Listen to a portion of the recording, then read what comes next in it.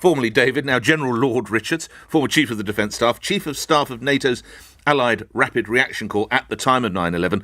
Lord Richards joins me now. Thank you for coming on, sir. Obviously, very simple first question. Where were you and what do you recall 20 years ago tomorrow? Good morning. Good morning, Nick, and thank you for having me. I can't match John Stevens' description. He loves a dash of drama, does our John? He does. All coppers do. They need it to bring a bit of fizz into their lives. Wash my mouth out. I was at a planning meeting, although I was based in Germany in a NATO appointment. I was at a UK planning meeting. And like everyone else, I think, we were drawn to the television. And as we went through that morning, a smaller group of us came together and said, this is going to change our lives. The world came to know of an organisation, Al-Qaeda, and Osama bin Laden. What did you know about him, them, and other matters at that time, Lord Richards?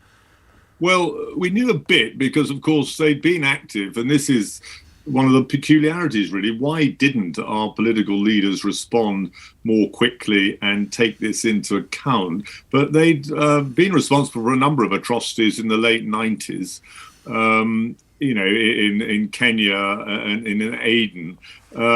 So we all knew a bit about them, but it certainly wasn't dominating our lives. We never saw at that stage how things were going to pan out over the next 20 years. And how things, you've almost read my next question, how things have things panned out over the next 20 years, Lord Richards?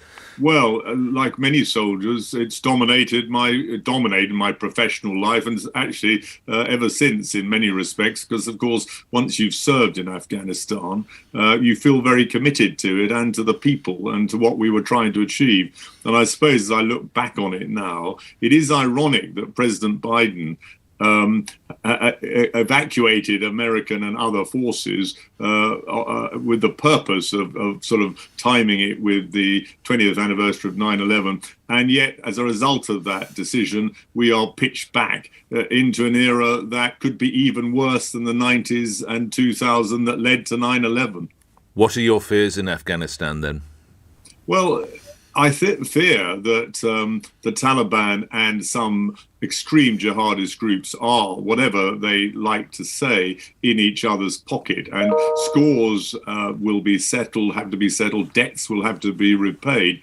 And there will be ungoverned space opened up in Afghanistan, which those groups will exploit. And the ability of the Taliban to actually manage them, I think, will be minimal, even though I am one of those that think there is certainly a section of the Taliban that would like to try. They've got no love for ISIS-K, for example, which is the ISIS group based in Afghanistan. But there's more than that that will be planning and plotting. And we have, because we've got no boots on the ground anymore, it will be very difficult to monitor and then respond to efficiently. Take you back a few years, if I may, sir. 2014, you said, and I quote, "I would argue the sacrifice will have been worth it because our streets are safer. We won't have another 9/11, beyond the fact we're doing the right thing by the people of Afghanistan who don't want the Taliban back." Well, the Taliban, as we know, are back, and other elements. Are we closer to another 9/11?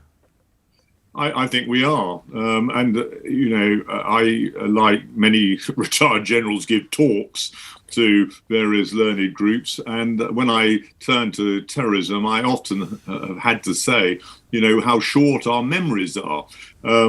Today, because of the anniversary, we're all reliving that awful moment. And I had no doubt, and you quoted me, and I stand by everything I said in 2014, that what we were doing was very much in our own narrow interests. But it was also morally right that we tried to live up to the promises we'd made to the Afghan people. And I should say, there's a lot of misunderstanding about the term nation building. People say, we went wrong because we were nation building.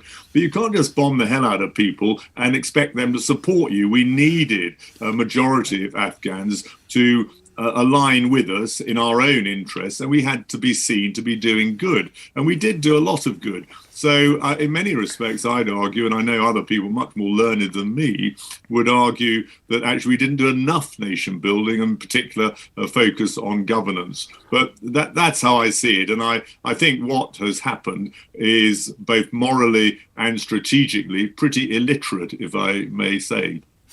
So should we have kept in some way, shape or form a reduced core of military personnel along with the US and or NATO?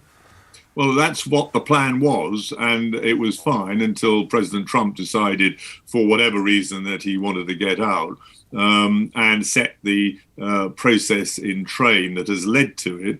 But President Biden didn't have to go along with it.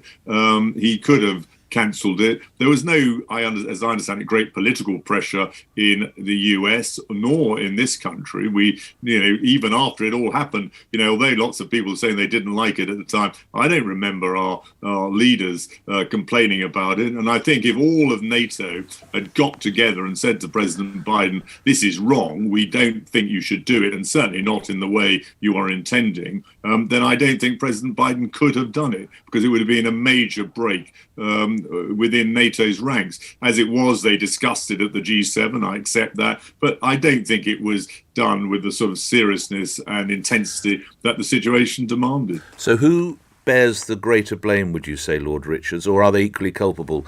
Former President Trump or President Biden? I'm afraid it's got to be President Biden. He had the opportunity to at least change the parameters and to insist that the Taliban did, offer up some compromises. There was none in the agreement that was reached. But I also think our own political leaders, I won't, I'm afraid, describe them as statesmen. I think there is such a shortage today of statesmen and of an understanding of statecraft and geostrategy. But our own political leaders, and I mean European political leaders and the Australians and others, just went along with it. And the result is that we are now entering a more dangerous phase after 20 years of hard graft and much sacrifice and many broken promises to the Afghan people. That's why I say it is morally as well as strategically an illiterate decision. A lot of candour about US presidents. Can I ask you your view of the stewardship of Prime Minister Boris Johnson over this? Now, look, I may be retired, Nick, but it's worth a try, sir. Yeah, I mean, he was very focused on COVID and all these sort of things. But I would say, and I have said this publicly, he's not helped by what I think is a rather broken command and control system. We call it command and control, but the National Security Council and COBRA is just not fit for 21st century conflict, let alone managing, less serious, arguably, but for those involved, hugely serious issues like, fires and foot and mouth and all these things. The pace of events in this era is so much greater, and decisions had to be taken on an informed basis much earlier. And it's just not right. And I'm encouraging those in politics who understand this to ask Mr. Johnson whether he shouldn't review that process and set up something that I would call perhaps a command and communications or a coordination and communications centre that is fit for 21st century life. Last couple of questions. This is never an easy word to put to a military bloke, but was Afghanistan a defeat, Lord Richards? Ultimately, sadly, it was a defeat. And I'm very clear as a result of that, with an eye on history, as all good soldiers have, that we now need to come to terms with our defeat, put the people of Afghanistan first and foremost, and negotiate in a much more active way with people who we would rather not negotiate with. But because of our failings at the strategic level, no, we were never defeated, rather like the American army in Vietnam. We were never defeated at the tactical level, where the soldiers did brilliantly for all those years. But we have been defeated at the strategic level, and we need to come to terms with it.